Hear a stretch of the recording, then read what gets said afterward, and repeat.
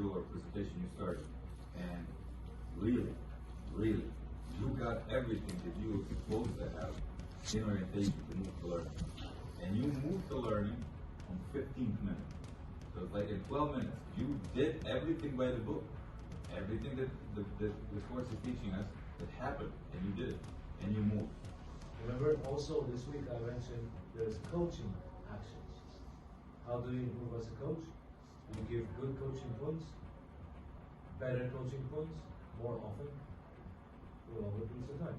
This is your action. So you did a very, very good job adjusting everything. The best thing that you said, and I think that's a huge improvement on your part too, in your presentation now, I was patient, I didn't want to move on. I want them to experience that. Yeah. That's the best thing you've said. Yeah. I want them to experience, because that's the whole thing. That's how you change their behaviors. And they're going to remember it. So that was a very good example. Hopefully we're learning and we're borrowing ideas from each other. Not only how we behave on the field, but how we do presentations, how do we do this, how do we do that. And pick something from each coach. You already do this, because you were very kind and addressed it with your pre-presentation with everybody that you're learning from everybody. You can go and coach national team today. Okay, not maybe the first team, right, in the World Cup, but work with the very high level players. Yeah, it was refreshing what Stefan said. We're talking about the patience that you had with all this something. That was really good. And we went to talk to the players. Yes. Afterwards, and they gave us feedback, and they knew what the session was about. They also were a little bit kind of like, yeah, we knew some of the things, how to play out of the back. But us coaches, with the trainer eye, we knew they suffered. Yeah, so good thing that, they said that they were cocky. They said, yeah, we know how to play from the back. But then actually what happened when you gave them the exercise, they were not doing a good job.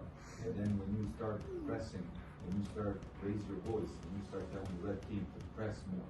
With two less players, stopping them. When they start pressing, the blue team couldn't build up.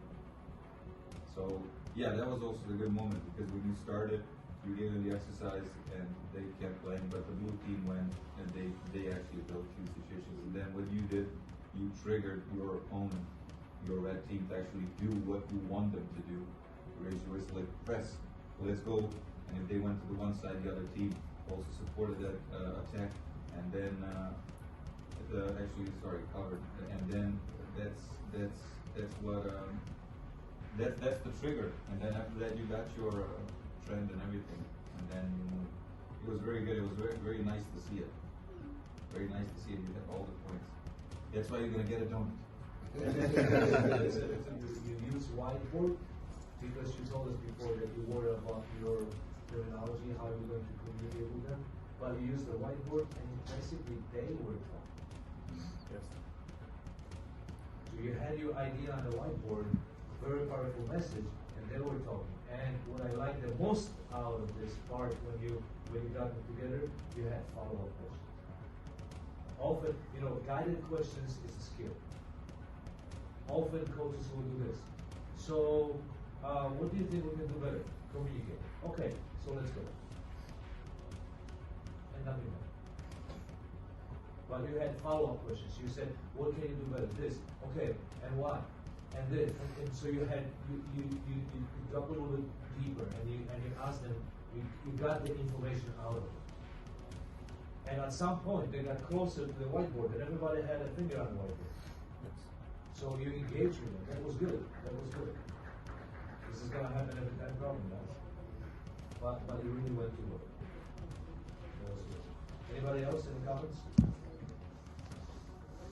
Good job. Give it a minute. All right. Thank you.